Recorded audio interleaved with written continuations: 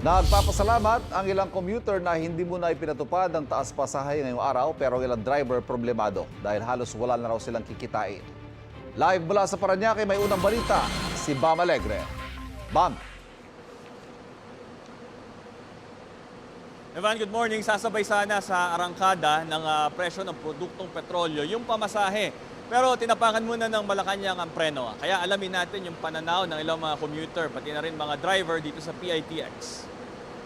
Nakilala natin ang bus driver na si Jerry Golago. Hindi na raw siya halos kilala sa kanilang bahay dahil madaling araw pa lang, umaalis na siya para pumasada ng biyaheng bus na Las Piñas, Maynila.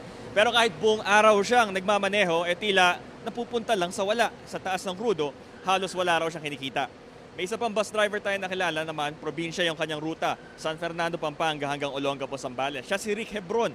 Isinasakripisyo na rin niya yung oras niya kasama ang pamilya para lang kumita ng mas malaki. Sa mga commuter naman, nakilala natin si Nelsie Villanueva na swerte na nakapag-book ng biyaheng Baguio bago pa tumaas yung pamasahe rito.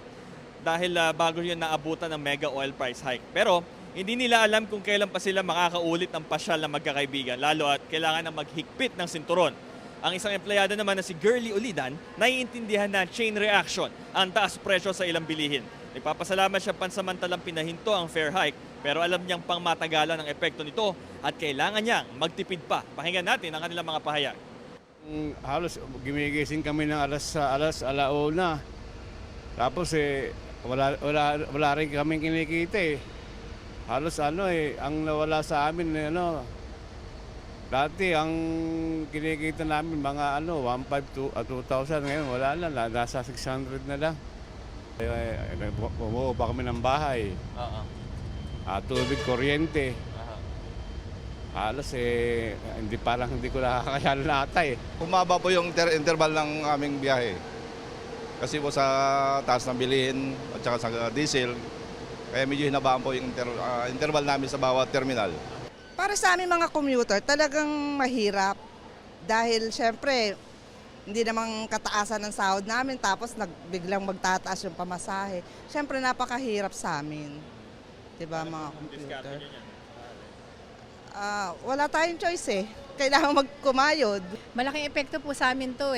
Kung lahat ng apektado, mga bilihin at saka imbes na makatipid kami sa pag-commute, ang laki po ng gastos para sa amin. Ako naglalakad na lang . Ivan, habang hindi pa nga may taas o may sabay yung pamasahe, yung ginagawang discounting ng ilang mga bus company, sinusulit yung biyahe, hinahabaan nga yung gaps between the trips. So ito ang unang balita mula rito sa PITX. Bam Alegre para sa GMA Integrated News. Kapuso, huwag magpapahuli sa latest news and updates. Mag-iuna ka sa balita at mag-subscribe sa YouTube channel ng GMA Integrated News.